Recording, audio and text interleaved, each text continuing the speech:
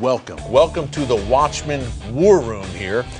So you think you know about Israel. You think you know the threats Israel is up against. Of course, Iran is developing nuclear weapons. Of course, the Palestinians want a state. Hamas is firing rockets. Hezbollah has some 60,000 rockets and missiles pointed at every inch of the Jewish state. But folks, it's much deeper than you can even imagine. I'm joined today by my friend Mark Langfan. He's the chairman of Americans for a Safe Israel, and Mark has done a fantastic job of breaking down the security threats facing Israel in just these amazing maps. I've never seen anything like them. I think they're enlightening. I think you're going to learn something today.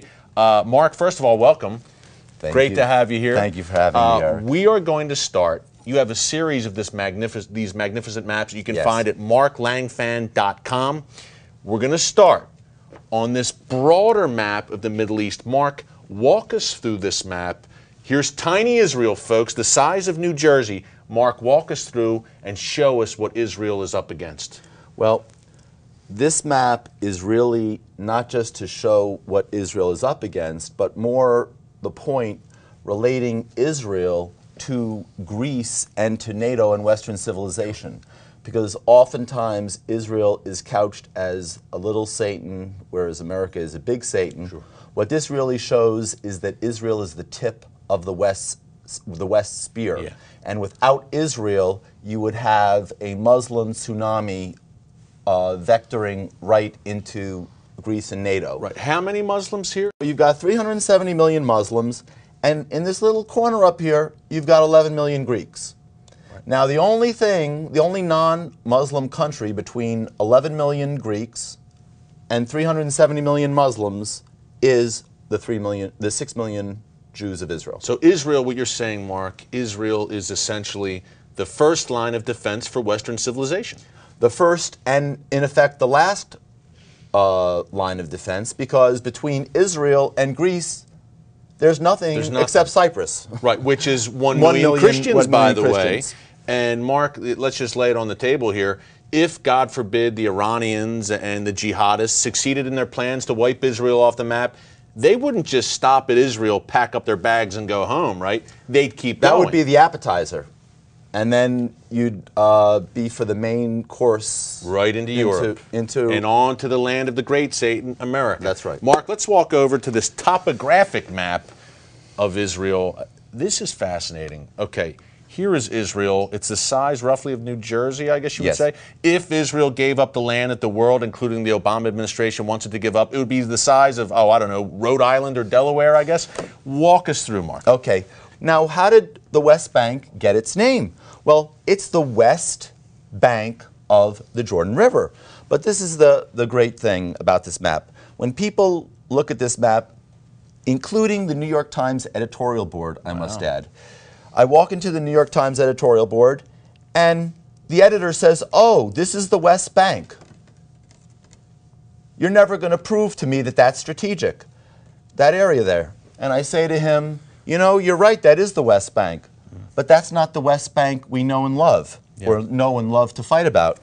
The West Bank is actually this mountain range here." Yes. Okay? And these are the mountains of Samaria.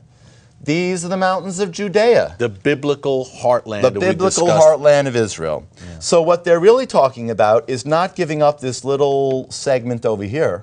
They're talking about this whole segment over here. And Jerusalem is right at the top of the crest. You see there's a crest line here. And Ben Gurion Airport here. We're going to go over this much more after the break. Hang on after the break. Much more with Mark Langfan. A fascinating overview of just what Israel is up against and what a Palestinian state would really mean. Stay tuned for a safe Israel. And by the way, with these maps, folks, you can find all of them at marklangfan.com. Check it out, see with your own two eyes. But right now, Mark, you were walking us through the so-called West Bank, which is really the biblical heartland of Judea and Samaria, and what Israel would be giving up if it gave up this land. Exactly. And so what I say really is this is not the West Bank of a river. It's really misnamed. It should be the West Heights, in that these are the mountains. And the key here is I put this blue patch here. And just to give everybody an idea, between the Green Line and the Mediterranean Sea is about 10 miles. So between here and here is 10 miles, and between here, north and south, is about 40 miles. In this rectangle is 70% of Israel's Jewish population and 80% of her industrial base. 70% of Israel's population, 80% of its industrial base in this small area right here, which appears to me, Mark, correct me if I'm wrong, would be in rocket range if Israel gave up these mountainous peaks. Absolutely. And in fact, I have a plexiglass piece that I use to show the range of the rockets that are now being fired from Gaza. Now, some of the rockets go a little further, some of the rockets go a little shorter, but this is the approximate range of the rockets. If you were to create a quote-unquote demilitarized Palestinian state in the West Bank, it sounds clean, it sounds antiseptic, but this is not North Korea and South Korea where there's nothing in between. Right. Here you have, they always remind us, there's 1.5 million Palestinians, 2 million Palestinians. So they're going to be moving commerce in and Yes. out of here and smuggling, just the same way they're smuggling into the Gaza Strip and firing these rockets.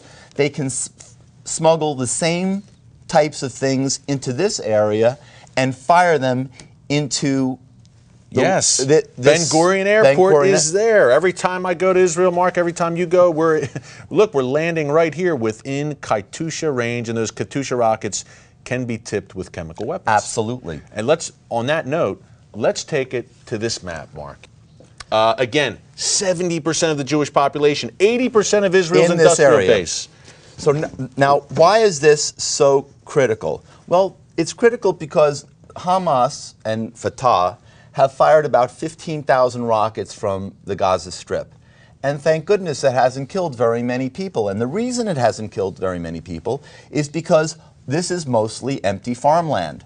So it's basically like firing a Katyusha rocket from North Dakota in North Dakota. No negative against North Dakota, but it's relatively empty. Sure. The difference is if you were to get one rocket into the West Bank and fire it from the West Bank mountains into this heavily, densely populated area, it would be the same as firing a rocket from Brooklyn into Manhattan. Wow. Okay. 9 miles here. 9 this miles. waistband. 9 miles from the West Bank, the so-called West Bank, Judea, Samaria, to the Mediterranean coast. 9 miles. That's nothing. Like you said, from Brooklyn to Manhattan. We saw what happened when Israel gave up land in the Gaza Strip. We had thousands and thousands and thousands of rockets hitting Sderot, Ashkelon, Ashdod, Beersheba even, as far as Tel Aviv and Jerusalem just last year, very close. What would happen? What do you think would happen? And Mark has laid it out for us eloquently and convincingly. What would happen if the West Bank, the so-called West Bank, was forged as a Palestinian state? This would be a new terror base. You would have an Iranian terror base, not only in Lebanon, to Israel's north, Gaza to its south, but in the breadbasket, the heartland of Israel. Mark, thank you so much for breaking this down for us. I understand it even much better, and I've been to Israel, I've been on the ground, but to see it broken down in these maps to me was invaluable. We can't thank you enough, and we'll see you again next week. We're going to have some more maps here with Mark Langfan, breaking down the Iranian threat and the black triangle that Iran is looking to control. You won't want to miss it next week. Stay tuned. Much more coming after the break.